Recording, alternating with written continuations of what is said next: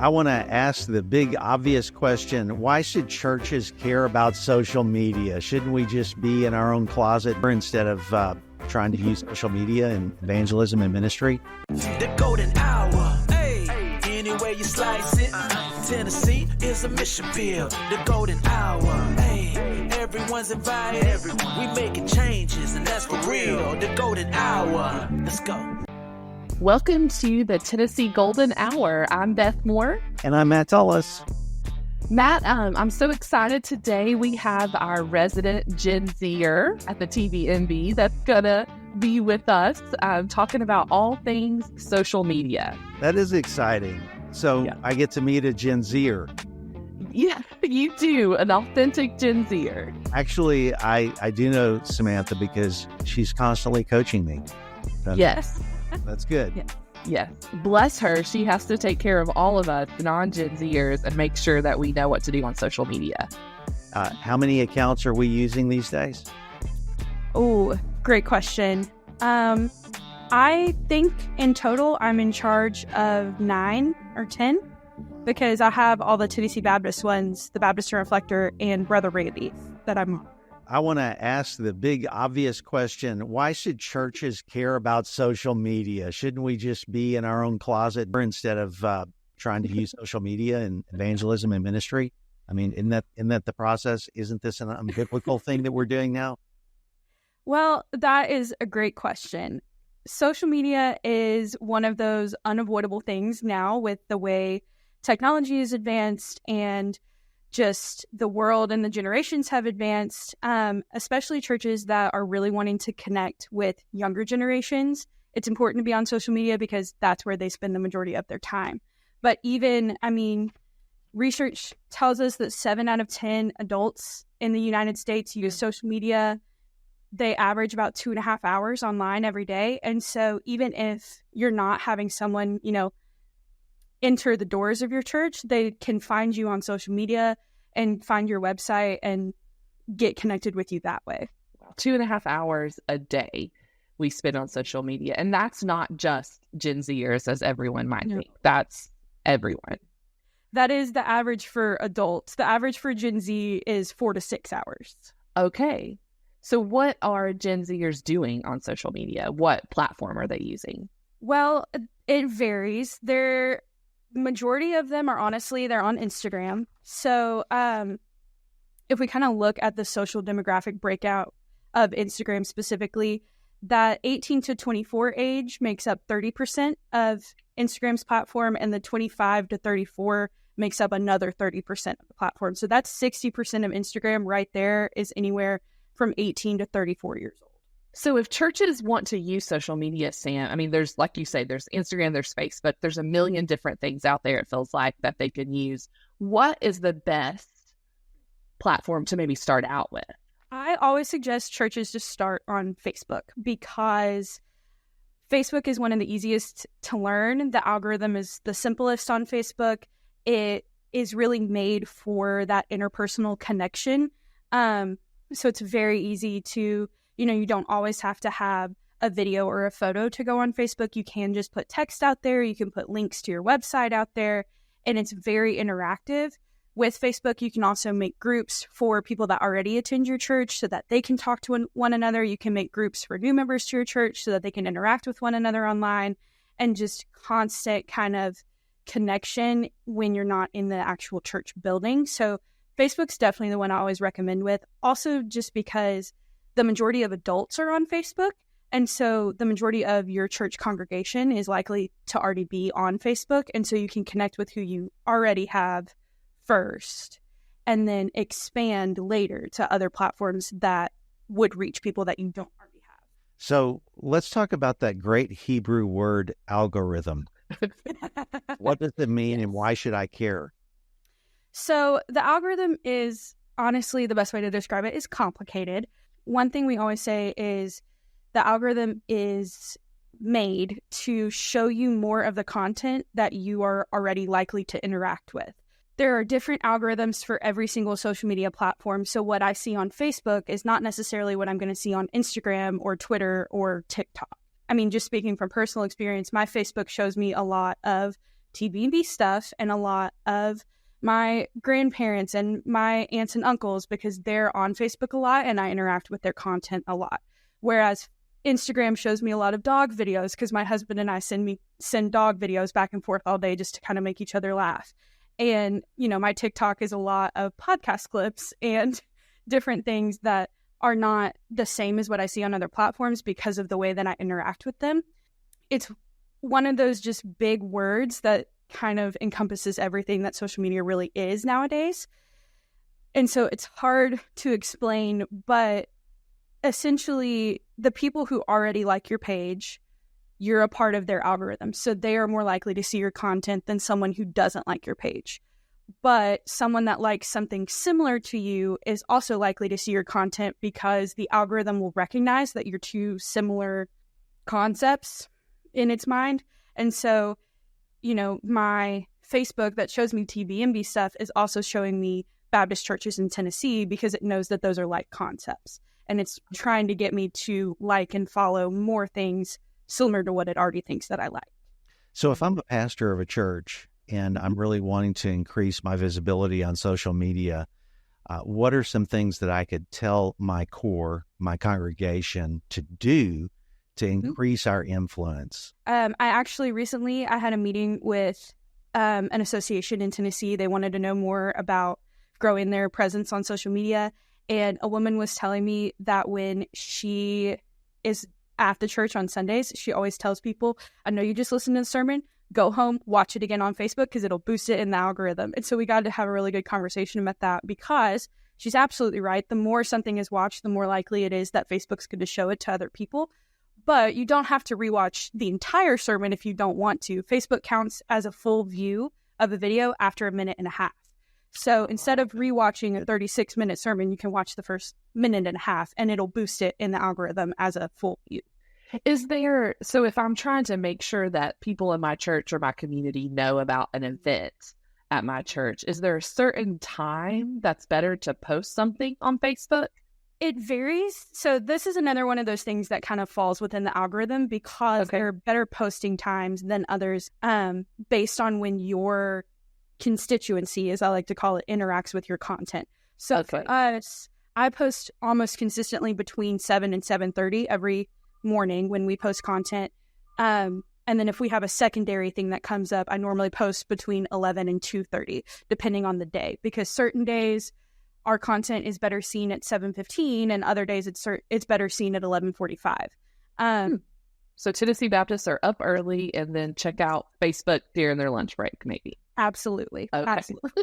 Yes. So it's one of those, it's sort of trial and error. A benefit that we have is we have a kind of hosting platform that pulls all of our social medias into one space so that I can monitor them all together instead of having 14 tabs open on my computer.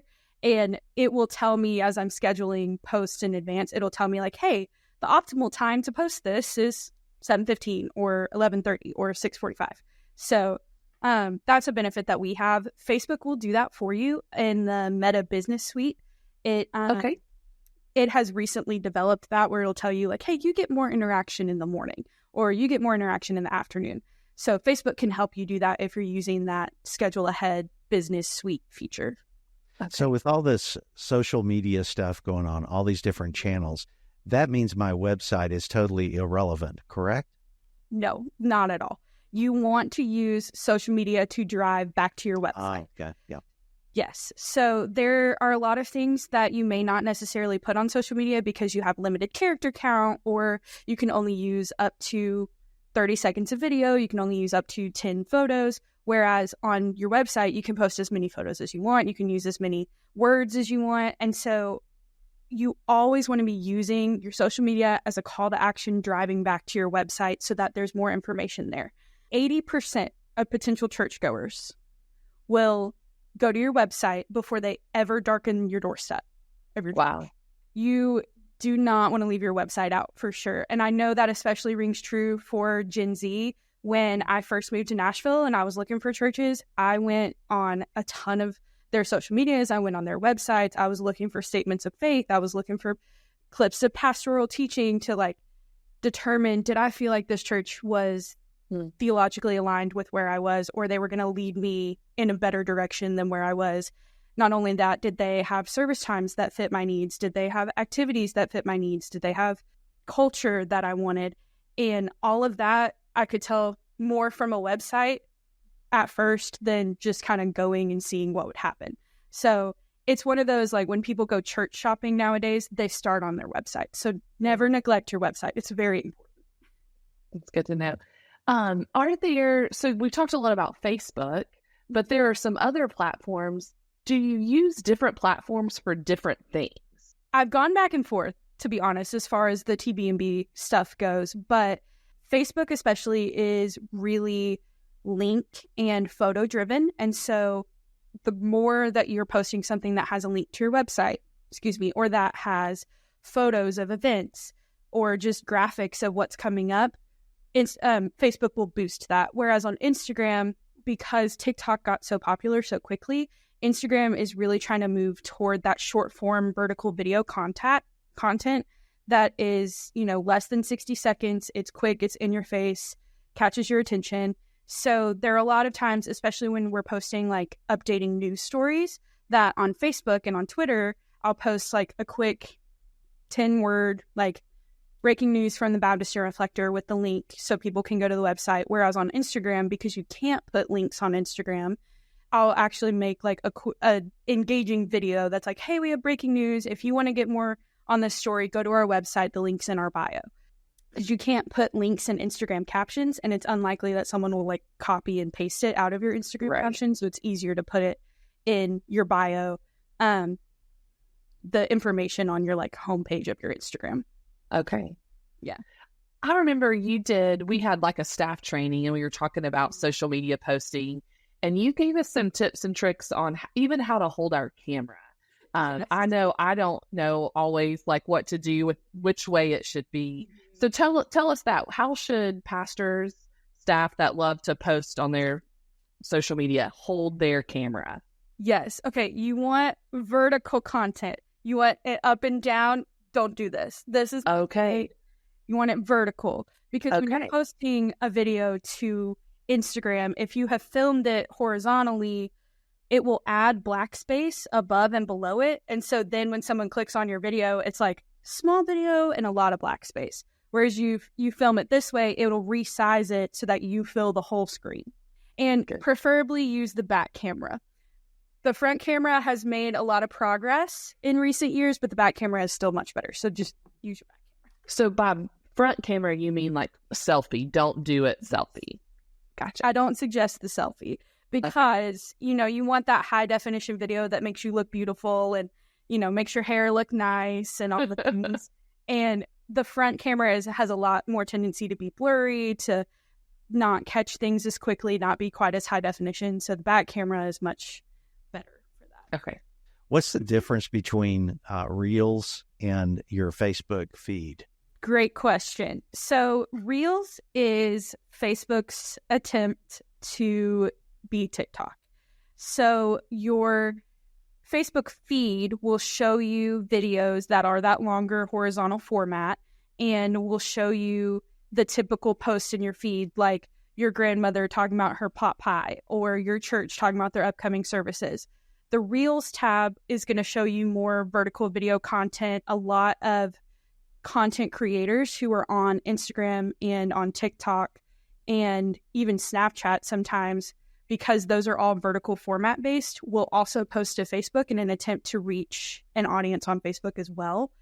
But it's, again, that vertical short form content that's different than your feed, which will show you that longer form content and the live video content. Because with Facebook, when you're posting that long form horizontal content, you can get up to, I don't remember off the top of my head, but you can post much, much longer videos. Whereas with that vertical content, I think on Facebook, the longest you can post is 1.5 minutes. Ah, okay. Okay. What about YouTube for social media? Is that better for longer, like sermons, things like that? Okay. Absolutely. So YouTube is honestly it is the biggest social media platform. Okay. And the reason for that is because it is now shifted from being people just watching, makeup tutorials or stuff like that to being really a search engine tool, more like Google. And so instead of Googling, how do I change a tire? People will YouTube, how do I change a tire? And actively watch someone doing it as they're doing it. And so YouTube, though still considered a social media platform, has become the biggest one because of how it's used as a search engine tool now. But it definitely, my suggestion for YouTube is always like, that's where you should post full sermons and interviews and all the things. So like this podcast, for example, if you were, on YouTube, you would post the full podcast so everyone could get the full idea of what we talked about. On Instagram, if you wanted to post a shorter clip of it, that would work better. You would post a shorter clip that said like, hey, this is something really cool we talked about. If you want to see the rest of the podcast and hear more, go to YouTube. I want to ask you about TikTok. Should churches have a TikTok account? No. That, like, the quickest answer is just no. TikTok is not for churches. TikTok is very specific, very, very niche content. The best example I have of this is, churches really often, when they start TikTok accounts, they want to post those sermon clips. They want to post their staff praying over people and, sitting in their car reading a Bible verse or sitting at a table and talking together. That is not the kind of content on TikTok that does really well. And so it gets buried in the algorithm. You get like 2 total views on it. It's not beneficial. And even then, if people are seeing it, they're more likely to scroll immediately and not watch it. Versus if you have something that's really, really niche, there's a podcast that I see often on my TikTok called Youth Ministry Fails. And it's these 2 former youth ministers who have people write in different stories of like ways that they just did something funny in their youth ministry that maybe didn't go over the way it was supposed to. And they just read those and kind of react to them online. Those do amazing. They get millions of views every time. There was one where they talked about a guy was using like a live goldfish as an example. And then in front of a room of 7th graders, he put it in a blender and blended it. And it's like, right. Like it's not something you want to do. It's a youth ministry fail, but that kind of content does fabulous on TikTok, where it would not do well on any other social media platform. And it's not something you really would want to. So it's kind of the Jerry Springer of social media. Yes. You probably don't even know Jerry Springer, but anyway. Yeah, but it's not where our churches need to be highlighting who they are or what they're about. So better to stick with the other platforms. There's a really big church in Tennessee that I kind of use as an example when I'm talking to churches about why TikTok is not a good idea for them, where on Facebook, they have 17,000 followers. People are seeing their content constantly. On Instagram, they have 14,000 followers. People just love what they're posting and what they're doing. On TikTok, they have 200 followers. And wow, two likes per video. Like, it's just not it's not a content platform that's beneficial for churches to be on. What about Twitter? Is that beneficial for anything? It can be. The tricky part with Twitter is that the tides turn very, very quickly. And so one day Twitter loves you and they want to talk about you and how great you're doing. And the next day they hate you and they want to talk about how much they don't like you. And so you have to be really very precisely strategic with what you talk about on Twitter and what you post on Twitter, the things that you would put on Facebook, that you would put on Instagram, that you would put on LinkedIn, even because LinkedIn is technically a social media platform. You wouldn't necessarily put on Twitter because it's so much more likely to become a point of contention on Twitter than on anywhere else. And it's just harder to have that interpersonal interaction with a church or a company Twitter than like a personal Twitter. So my personal suggestion would be like, if your pastor wants to have a personal Twitter, and he can really more interact with people and post like, hey, I taught this sermon, or hey, I'm going to go teach at this church today, or something like that. That would be the better route for Twitter than to try to have like a company Twitter or a church Twitter, because you're just a lot more likely to end up in trouble, in the hot seat, in, as I like to say, in the dumpster fire, if you post on a company Twitter than a personal one. Yeah. Let's talk about that hot seat and dumpster fire for just a second. And this may happen to some church at some point. I don't know if it ever has. someone begins to post negatively or comment negatively about a post that you put out, maybe your pastor interviews a married couple and the wife has a knee-length skirt on, and then someone starts posting about how ungodly it is, first of all, for someone to be on stage of a certain gender, or, I don't know. I'm just making up right. Part of this is very, I don't know, would it be sarcastic, I guess, in how I'm framing this question?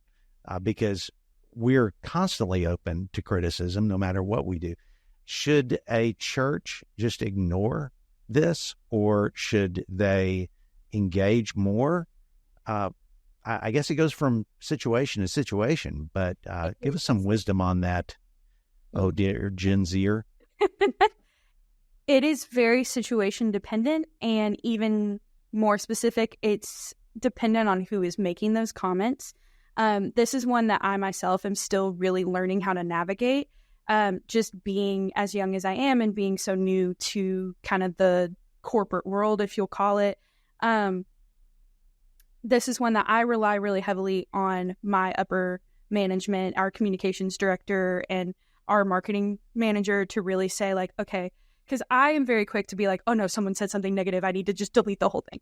And it's not necessarily the case. There are times where it's better to just not respond, especially if you get like a one-off person that maybe doesn't have a lot of followers. It's a free world. People can say what they want to say. And so if there's someone that really, for lack of better term, just really doesn't have that much influence and they want to talk bad about you, take it on the chin and maybe just let them do their thing. If it really, really tugs at your heartstrings, you can privately talk to them, but it's not something to do in the public sphere whatsoever. As for when there are bigger groups that are kind of picking up the story and running with it, that's really when it becomes a case-by-case basis. And a lot of times, like we've run into a situation before where it wasn't even something that we said, but it was something that our director's name just kind of ended up becoming attached to. Right. And there was a lot of controversy on Twitter specifically where they were talking about it. And we went back and forth. Do we need to make a statement? Do we not need to make a statement?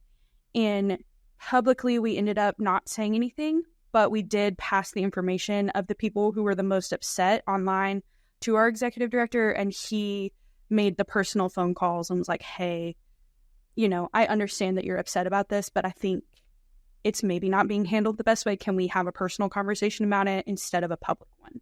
Mm-hmm. I think that's so good, Sam, even when you mentioned at the beginning, just like relying on others, because we see on social media so often and people act without even thinking. So just to like stop and have some wisdom in it. And I know Chris, we recently did a podcast with Chris Turner, our communications director, on crisis management. And he said something about, if somebody across the country has an opinion, but they're never any interacting with us, then that's okay to just let it go. But if it's people that are closely connected. But I appreciate so much that you recognize the need for wisdom, and more people of all ages need to recognize the need for wisdom when engaging or not engaging in social media. Yes. Well, and that's one thing that I always really like to highlight on when I'm talking with churches about their social media accounts is remembering that a church social media account is not a personal social media account. You cannot run them the same way. So what you would post on your personal account, like, I would post pictures of me and my husband, or I may like post an Instagram story about like good food that I'm eating. Like those things are great for my personal account, but they're not good for a church account that really needs to stay kind of, and those are really like lighthearted examples, but even, I personally don't talk about politics on my personal account, but people that are more inclined to like talk about their politics on Facebook or Instagram, those things should be kept off of your church accounts. Your church needs to be a safe space for everyone to feel like they can come into so that you can minister to them. And by taking a stance on something, even if it's your personal stance, if you put it on the church's account, the church has now taken that stance. And there are going to be people who don't feel comfortable anymore because the church has taken that stance when it was really just you, you know? I think that's such a good thing, because often you see people like, oh, I think that was best left for your personal page and not for the church. Yeah, that's a good word. Since we're talking about social media, and you are someone that I look up to get more information about how to do it right. She's rebuked me a few times, Beth. Same. Yes. I want to ask you a very personal question. What are some of your tools that you just use? Maybe some hacks, tools, software, things like that a church could do and use, and they don't have to buy. That's the great thing about social media. You don't have to buy time, but just to up their game. Are there some inexpensive ways that churches could up their game in social media? Absolutely. So if you don't have a full-time graphic designer, like a lot of churches don't, one thing that I use that I love, and we do have a graphic designer, so I kind of have her double check it, but you don't have to, is Canva. You can set up a free Canva account, you can set up a free personal account, or you can apply for a nonprofit account, which is also free, luckily. And you get access to hundreds of thousands of templates for all sorts of things, not just social media specific content, but you get, documents and presentations and all kinds of stuff that there are templates for. You just plug your words in and go, or you can elevate it from there and say, oh, I like this template, but I don't like the color, so let me change the color. Or I like kind of the base of this, but this shape is weird, so I'm going to take it out.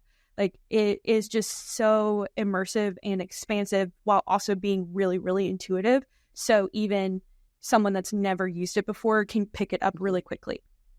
Yeah. My mom has a personal account, and she'll send things to me and be like, I made this on Canva. And it's like for her preschoolers, and she can do it in like 15 minutes. Really easy. Yeah. She loves it. Another that's great, especially for clipping videos, if you have like longer sermons or podcasts, is CapCut. You can set up a free account, and they have a bunch of AI tools that you can use to clip for different things. You can put text and it'll make a video. You can put a video, it'll make the text for it. But I personally use it when we have these podcasts or we have sermons from different events that we've done. And you can upload a 30-minute video into it, and 10 minutes later you have 20 10-second clips and it'll put little banners on them that's like, this is really engaging, this is really close to the topic, this is really educational. Right. And you can kind of pick from there what's best. It'll auto closed caption them, but sometimes you have to go back, especially us in Tennessee, because we have the strong Southern accent. You got to go back sometimes because it doesn't always pick up the accent, and kind of edit the captions a little bit. But it's still, it's a very helpful tool. It's also one that's free. If you need stock photos specifically, I like unsplash.com. Free, search up anything you want. There are hundreds of photos that photographers who are trying to get out there in the world have uploaded. Okay. All high def. They're great. You can kind of pick one of those. As far as hosting, so I mentioned earlier, we have a hosting platform that pulls all of our social medias into one strategic inbox is what they call it, but it's just so that I can see and pull reporting and all that kind of stuff when our executive team has questions about how social media is doing. We use Sprout Social, and that one is a slightly more expensive one. There are it's definitely not the most expensive one, and we have the baseline of that because I'm the only one that has access to it, but it is one that is very helpful because it has social listening and it has the inbox. And so anyone that comments, like, Matt, if you were to go and comment on the BNR Facebook page, and Beth, you commented on the TBNB page, I would see them back to back in that inbox. It doesn't separate them. So it's very helpful just to be able to run through things really quickly. You'll program your posts as well? Yes, you can schedule in advance. And so a lot of what I do is through Sprout Social, and I will I try to stay a month and a half, if not 2 months ahead with scheduling and leave open space for when things come up. But because we have a calendar process, so this is it's a 2-week span. We post relatively the same thing in a 2-week timeline. And so it makes it easy for me to go in and say, okay, schedule the content for Facebook, duplicate it, schedule it for Instagram, and keep it all in one place so I can see over the month, this is what we're going to post. And then on top of that, it does reporting afterwards. So for our communications director, I pull reports every 2 weeks on how we're doing. Has our audience grown? Has our engagement grown? What have we done well? What have we not done well? And we kind of adjust from there. Wow. There are other platforms that do that. Limelight is one of them. Like I said, we use Sprout Social. Hootsuite does that. All of those, I think, are paid, but they vary in price. And then Meta Business Suite, if you have a Facebook and an Instagram, or even just a Facebook, Meta does the same thing. So you can use the Meta Business Suite, and it's free. It comes with your business account to kind of, you can schedule in advance. It'll show you how many interactions you got, how many you got on your post versus if someone shared your post, what they got on theirs. So it's very helpful, and it kind of helps once you really get a feel of posting on social media and kind of have that strategy set that you feel, okay, now we're doing consistent work, what's working and what isn't, kind of taking that next step to say, okay, we get a lot of interaction when we post videos of Rock Collins, but we don't get as much interaction when we post, Beth Moore. I would never say that.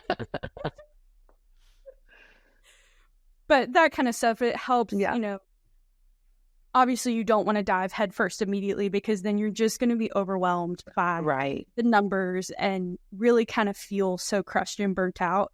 It's why we honestly see a trend of social media managers really only lasting 2 to 3 years before they get burnt out, because they get so ingratiated in the numbers and feeling like it's tied to their personal worth that they get really stressed out and they're like, oh no, we're not doing well anymore, and they have to move on to something else. Right. So that would be number one tip, is like, social media fluctuates the same way everything else does. It's not a reflection of your self-worth if a post does not do as well.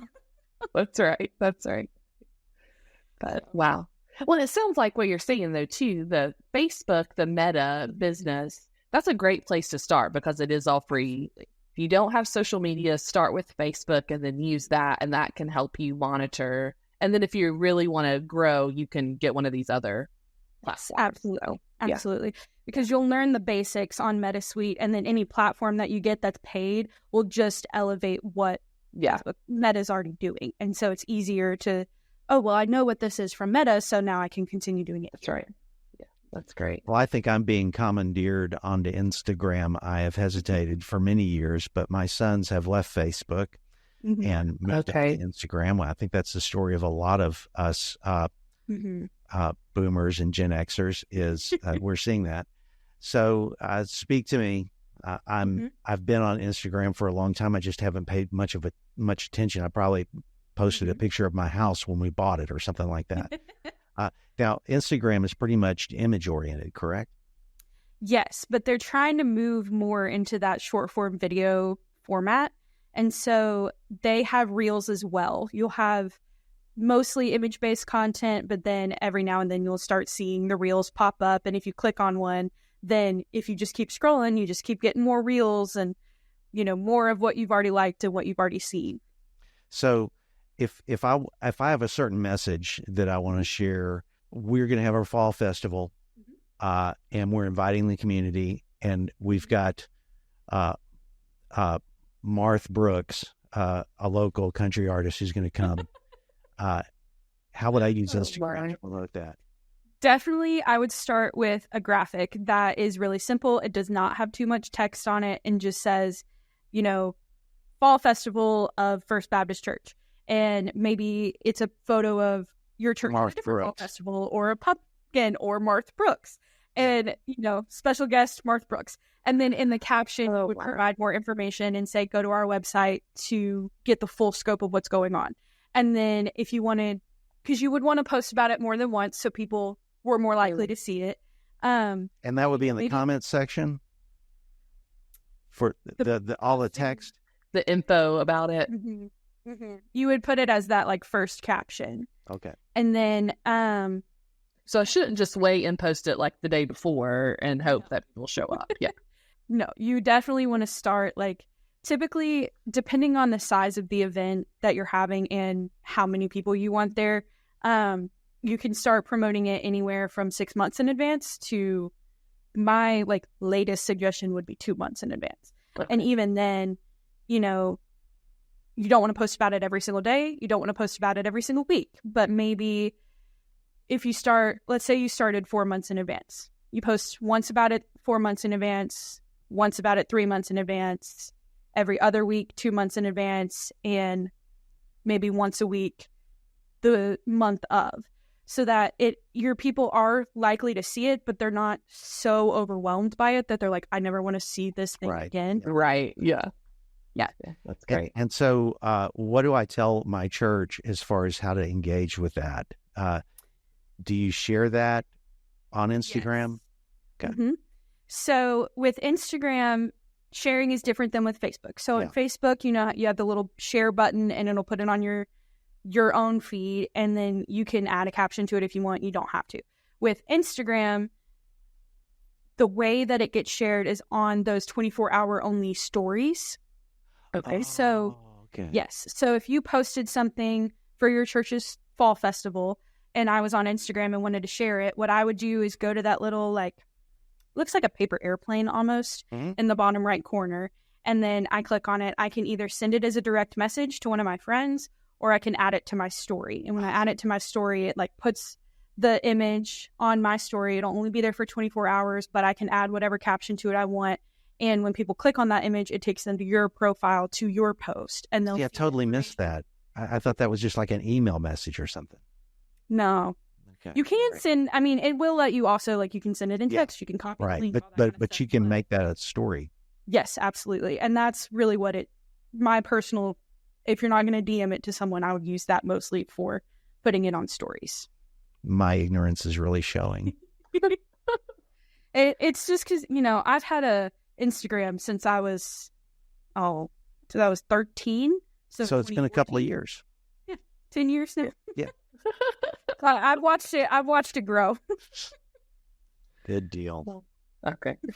Sam, we're so glad that we have you at TVMB to help us, all of us non-Gen Zers, know what to do with social media and just what an invaluable resource you are to our churches as well. So thanks so much for being with us. And give us a handle of some way that our folks can get in contact with you.